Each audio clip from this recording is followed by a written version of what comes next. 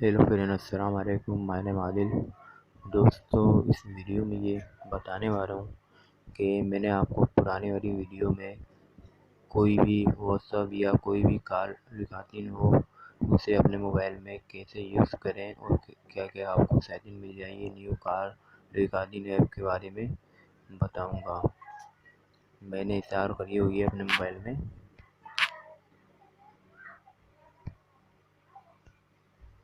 ये आपको नज़र आ रही होगी।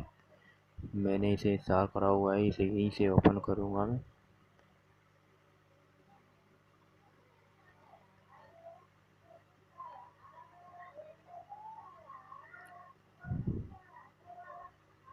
इसमें हम देखेंगे क्या क्या सेटिंग मिल जाएगी और कैसे हम इसे यूज़ करें।